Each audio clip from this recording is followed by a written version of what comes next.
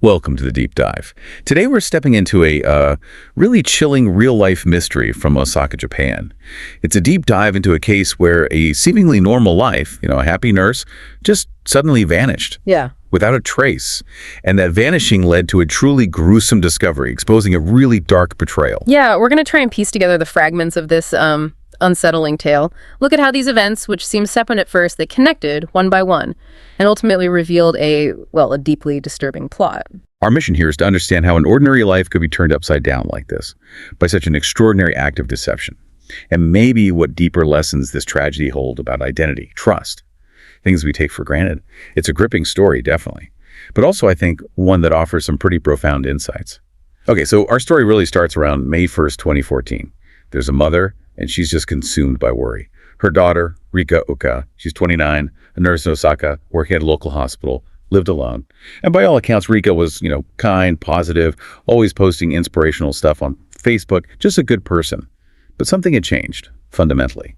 For 2 months, starting back in March 2014, Rika basically went quiet, stopped calling her mom, replies to messages were sparse. And then these strange voice messages started coming from Rika's phone. They didn't sound like her. At all. How so? Like, what was strange about them? Distorted, apparently. Yeah. Distant, and her Facebook. Usually active, almost daily posts. Yeah. When completely silent for those 2 months, the final straw, the thing that made her mother really panic, was when the apartment owner called. Rika hadn't paid rent for March and April. 2 months.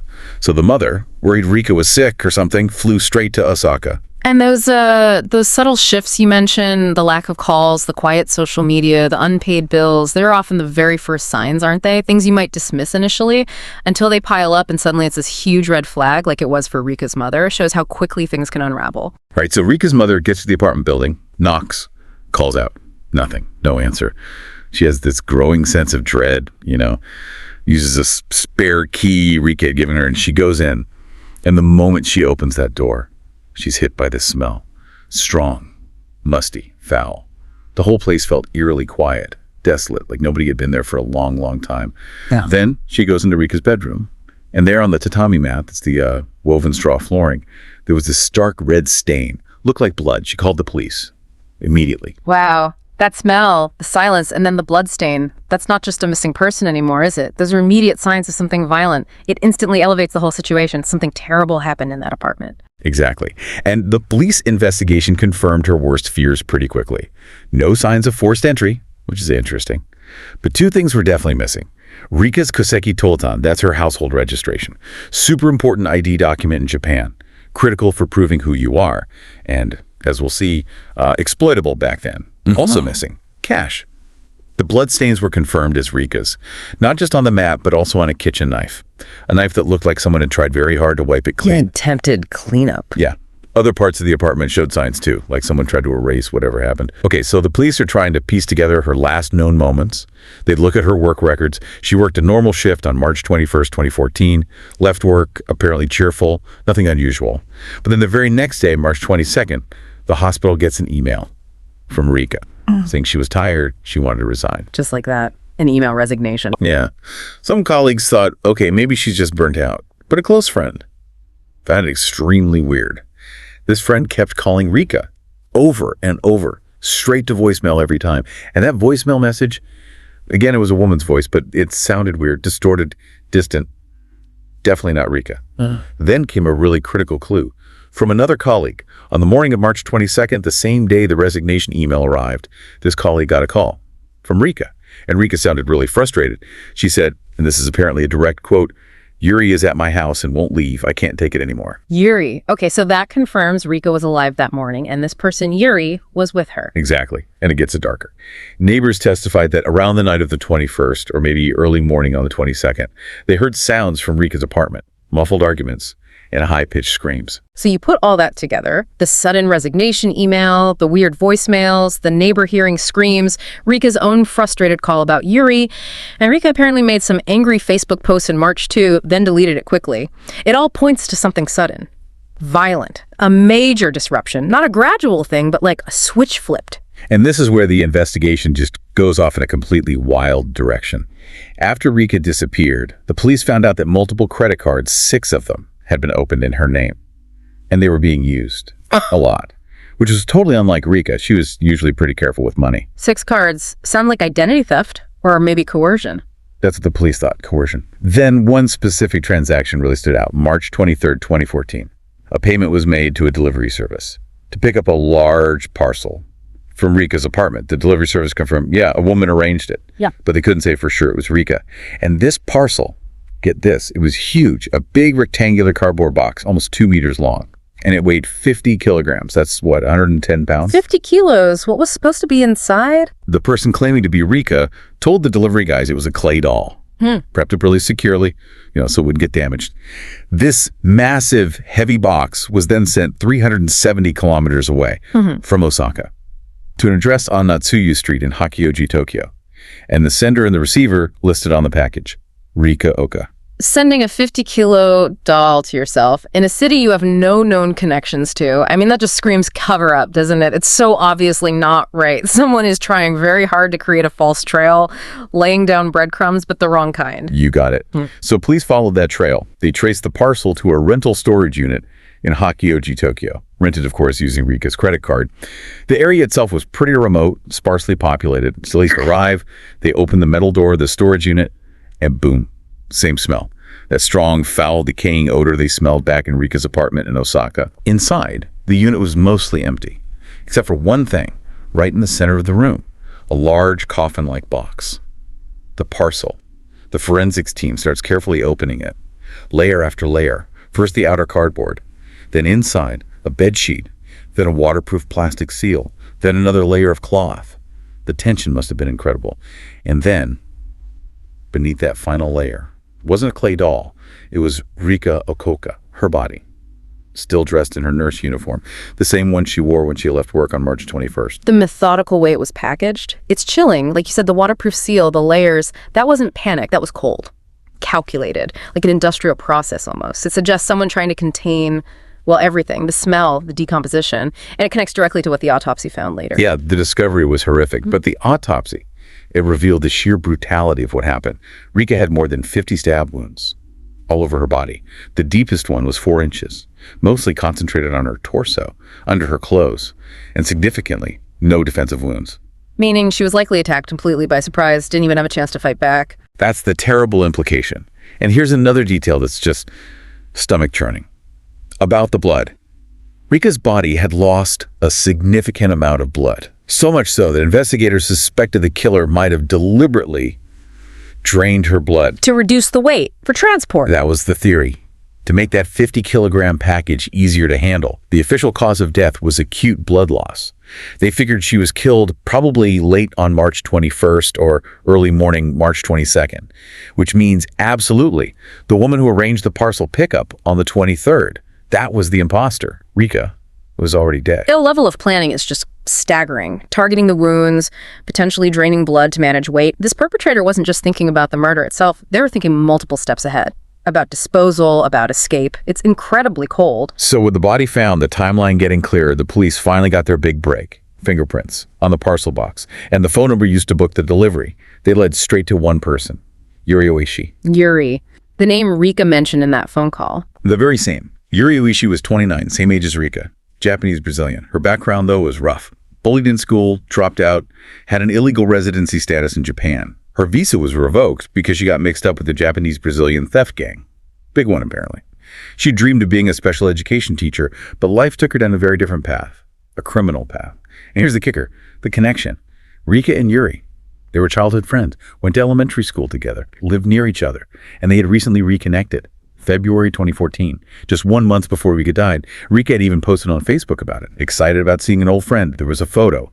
Rika, Yuri, 2 other friends, all smiling. Happy reunion. Wow, that is deeply unsettling. A childhood friend. Such a stark contrast, isn't it? Rika's life seems so stable, positive. Yuri's was hidden, illegal, on the run, essentially. Their paths diverged so much, but then social media brings them back together, and it ends like this. Tragic. So the big question, why? Why would Yuri do this? Her confession in court laid it all out, pretty chillingly.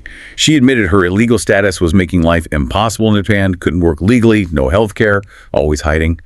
Then there was the relationship. Yuri was dating a woman named Sha Yuan, a Chinese national studying in Japan.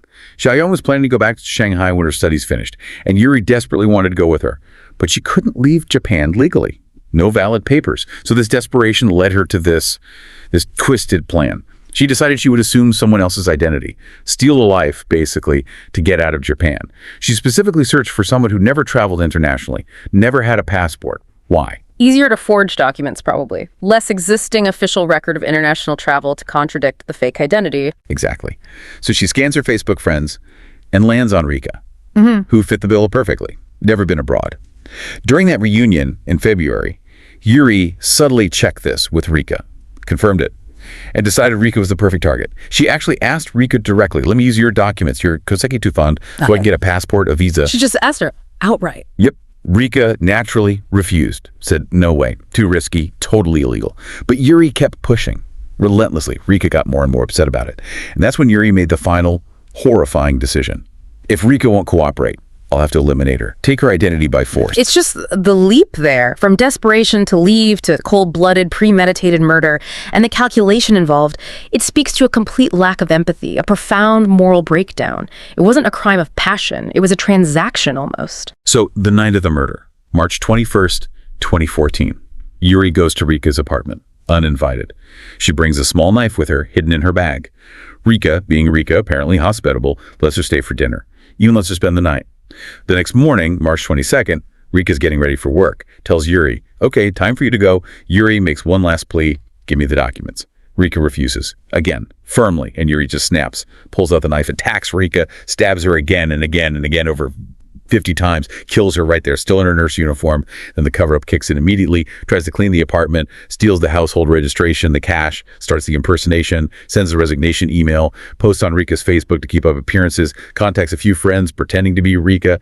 Then she takes Rika's Koseki Tothan. Remember back in 2014 Japan, those didn't need a photo for a passport application, Russer. And she successfully gets a passport issued in Rika Oka's name, but with Yuri Oishi's photo. That's the loophole, the missing photo requirement. That was the key. With that fake passport and a visa, on May 3rd, 2014, Yuri, posing as Rika, flies to Shanghai, China, and the first thing she does, starts burning through Rika's money, blows through 1 million yen, that's like $6,500 USD back then in a single day, using Rika's credit card. It all lines up perfectly, doesn't it? The timeline of the disappearance, the credit card frenzy, shipping the body, the flight. It matches her confession exactly. This wasn't chaos, it was a plan. Coldly executed step by step, like a dark project she managed from start to finish. Getting her back to Japan wasn't straightforward. Justice took time. Japanese and Chinese authorities had to cooperate, but there was no extradition treaty between Japan and China back then. So it required special diplomatic requests. Exactly, a formal request for cooperation. But then, on May 27th, 2014, Yuri did something unexpected. She voluntarily surrendered, walked into the Japanese consulate in Shanghai, appeared pale, stressed. Her girlfriend, Xiaoyan, was with her, but Xiaoyan didn't surrender. Yuri actually served time in China first, 2 years, for the document forgery entering China on that fake passport. Then, in May 2016, the extradition process finished. Yuri was sent back to Japan, arriving in January 2017. Rika's family had waited over 2 long years for that moment. The trial finally started in Osaka District Court in 2019. The charges were serious: murder, robbery, destroying, concealing a body, document forgery. In court, Yuri apparently broke down, confessed to everything, apologized profusely to Rika's family, to Japanese society. But then her defense team introduced a controversial argument. They claimed she suffered from dissociative identity disorder, DID, multiple personalities. How did they argue that related to the crime? They pointed to moments during questioning where she seemed dissociated, like claiming she was only 9 years old at one point, suggesting she wasn't fully in control or aware. That's a complex legal argument, DD versus premeditation. Because on the one hand, DD suggests fractured identity, maybe lack of conscious control. But on the other hand, the sheer amount of planning, selecting the victim, the method, the disposal, the identity theft, it screams calculation, conscious thought. The court would have had to weigh that very carefully. The evidence of planning against the claim of a dissociative state. And they did. Despite the DID defense, the court ultimately found her guilty, sentenced her to life imprisonment. They acknowledged the clear premeditation, and they stressed Rika's complete innocence as a victim. But this case, as horrific as it was, it did have one major consequence beyond the trial. It exposed that massive loophole in Japan's ID system. The fact that in 2014 you could get a passport using a household registration that didn't have a photo. Making impersonation disturbingly easy. Right. So as a direct result of Rika Oka's murder, Japan introduced the My Number ID card system in 2016. It's a national ID card. Has your photo, a 12-digit number, name, address, sex, date of birth, meant to be used for all official transactions, specifically to prevent this kind of identity fraud from happening again. So a truly tragic case spurred a really significant, necessary reform, tightening national security and identification. It highlights how sometimes awful events expose systemic weaknesses that need fixing. Though it's interesting you mentioned that even by 2024, adoption of the My Number system isn't universal, only around 79%, so the transition is still ongoing. Yeah, so the Rika Oka case, it's just a chilling reminder, isn't it, how one person's desperation, mixed with this shocking betrayal, can completely shatter lives and expose vulnerabilities we didn't even know existed in the systems we trust. Absolutely. It really underscores the importance of, critical thinking, awareness, not just about who we interact with, but also about the systems themselves, the ones for identity, for safety. Are they secure? So maybe the thing to take away from this deep dive is how those small changes in someone's behavior, the ones Rika's mother noticed, they can be crucial warning signs. And also, how the cold, methodical nature of this crime is perhaps even more terrifying than a spontaneous act of violence. It's a hard lesson about dangers that might be hidden just beneath the surface of everyday life, but also maybe a testament that even when justice is slow, it can eventually be served. Thank you for joining us on this deep dive into what is truly an unforgettable and deeply tragic case. We hope it gave you some compelling insights and definitely a lot to think about.